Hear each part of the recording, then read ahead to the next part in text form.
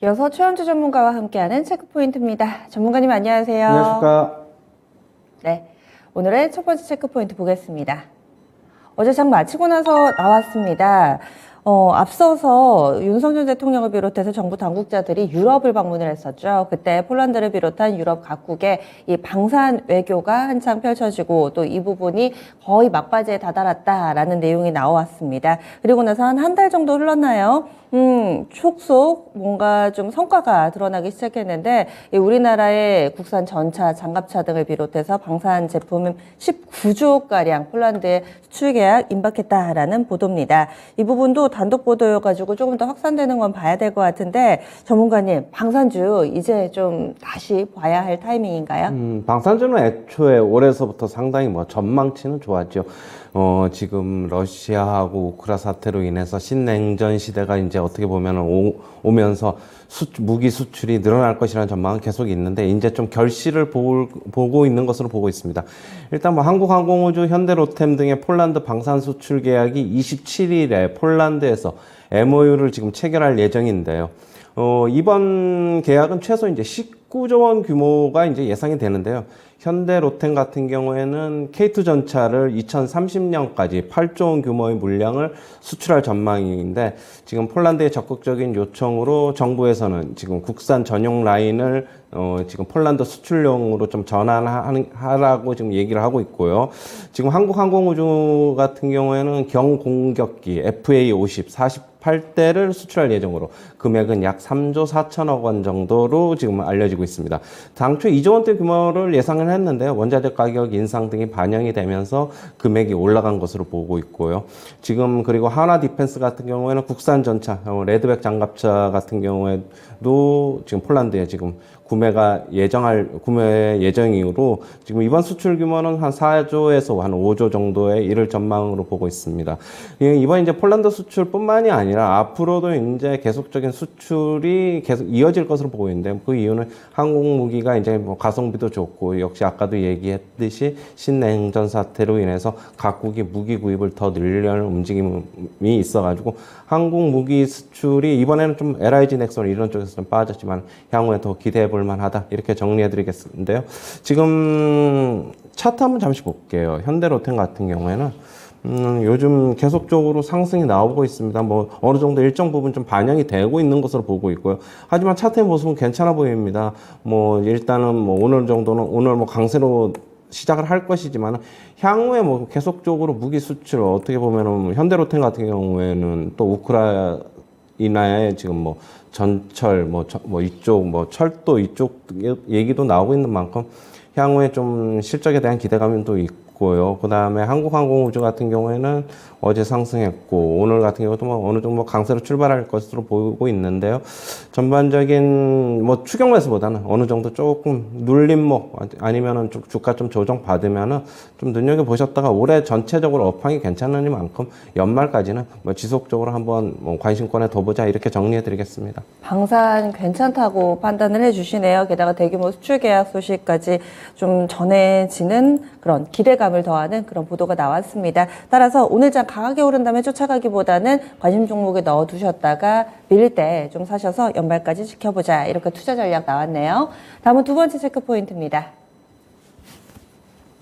네, 두 번째로는 휴대폰입니다. 삼성의 폴더블 폰 8월 10일에 공개될 예정이고요. 26일에 출시 예정. 이어서 가을 즈음에 또 애플의 신형 휴대폰이 나오면서 하반기 휴대폰 대전이 예고되고 있습니다. 다시금 핸드셋 부품 쪽으로 시선을 좀 돌려봐야 될까요? 맞습니다. 역시 그렇게 봐야 될 것을 보고 있고요. 지금 삼성전자는 다음 달 12일에 갤럭시 언팩 행사를 통해서 폴더블 폰을 지금 4 시리즈를 전부 이제 공개할 것으로 보고 있고 지금 26일에 출시가 예정인 것으로 알고 있습니다. 두 폰 모두 이제 전작보다는 가벼워질 것으로 보고 있고요. 그리고 배터리 용량이 더 늘어날 것으로 보고 있고 카메라 성능 같은 경우는 크게 개선되는 것이 없는 것으로 보고 있고요. 그리고 이번 신작 같은 경우에 결국엔 폴더블 폰이 주름을 얼마만큼 줄이느냐가 핵심 키포인트인데 지금 전작에 비해서 주름이 크게 개선된 것으로 알려지고 있습니다. 그렇다고 본다면은 역시 핸드셋 부품 쪽에서도 이쪽 폴더블 폰 쪽에 특화된 부품 업체들이 있죠. 그런 쪽을 좀 주로 살펴보셔야 될 것으로 보고 있는데요. 일단은 외장 힌지는 KH바텍, 내장 힌지는 파인테크닉스, 그다음에 세경 하이테크까지 좀 보셔야 될 것 같고 보고 있고요. KH바텍은 어제도 뭐 좋은 모습, 상승 모습 보였습니다. 어제 뭐 삼성전자, SK하이닉스 위주의 상승이 좀 많이 나오다 보니까 남은 중소형주는 좀 부진한 경향이 있었는데 KH바텍은 어제 뭐 강한 상승세를 나타냈죠. 차트 모습 보면은 지금 뭐 바닥권에서 좀 탈피하고 있는 모습인데요. 앞으로 이제 뭐 정식 출시 예정까지는 뭐 한 달 조금 넘게 남았고, 그 다음에, 어떻게 공개하는 것까지는 조금 뭐 한 달 좀 안 남았는데, 앞으로는 계속적으로 뭐 주가에 어느 정도 조금 뭐 강세가 나타나지 않을까 그렇게 보고 있고요. 역시 뭐 KH바텍이 뭐 지금 향후에는 조금 더 탄력성은 제일 좋아 보입니다. 지금 파인테크닉스는, 지금 인적 분할 얘기가 좀 나오고 있어가지고 주가 흐름이 조금 지지부진한데, 그렇다고 해서 뭐 물적 불안이 아닌 만큼 뭐 크게 뭐 염려할 것은 없다. 하지만은 매출 규모가 좀 빠질 것으로는 예상이 되고 있기 때문에 조금 이쪽보다는 KH바텍이 조금 나아 보이지 않느냐 그렇게 보고 있고요. 역시 이런 쪽에 관심은 휴대폰 뭐 폴더블폰 계속 나올 것으로 예상되는 만큼 지속적으로 관심 가져야 될 것으로 보고 있습니다. 네, 그래서 이번에 일정을 활용한 모멘텀 플레이 해보자 휴대폰 부품 종목군들 알아봤습니다. 파인테크닉스보다는 KH바텍이 좀 더 매력적이라는 판단 나왔습니다. 오늘의 추천주입니다. 보시죠. 최현주 전문가는 클래시스. 전문가님께 약간 좀 치트키 같은 종목군이 이 피부 미용 의료기기가 아닐까 싶어요. 시장에서 지금 앞서서 신기수 전문가님은 오뚜기 그리고 클래시스 주셨는데 어떤 이유 때문인가요? 주가 뭐 워낙 많이 빠졌고 다시 한번 이제 피부 미용 기기 업체들 같은 경우는 실적 시즌에 앞서서 좀 선침해도 가능하다. 여전히 실적 괜찮을 것으로 보고 있습니다. 그렇다고 본다면은 실적 발표 후에 주가 상승해서 뭐 매도해도 괜찮지 않느냐. 선침의 관점에서 좀 갖고 나와봤고요. 역시 주가 지금 뭐 피부 미용 의료기기 전문 업체지요. 신제품 슈링크 유니버스를 지난 6월에 출시를 했는데 지금 판매가 호조를 보이고 있습니다. 지금 슈링크 유니버스 판매 호조로 인해서 소모품 매출도 같이 증가하면서 수익성이 향상될 것으로 보고 있고요.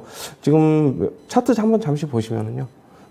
주가 뭐 엄청나게 많이 빠졌습니다. 뭐 지금 가격대 별로 이제 접근해도 이제 무방하지 않나, 부담스럽지 않은 구간이다라고 좀 보고 있고요. 10,000원대면은, 매수가는 시초가서부터 접근하시고요. 목표가는 17,900원, 손절가는 13,300원 제시하도록 하겠습니다. 네, 알겠습니다. 간발 미증시가 하락한 가운데 두 분이 약간은 좀 방어적인 매력과 플러스 알파로 실적이라는 키워드를 공유하고 있습니다. 여기에 착안한 종목 선택이었고요. 오뚜기, 클래시스 두 종목 추천주로 나왔습니다. 체크포인트 그리고 오늘의 종목까지 알아봤습니다.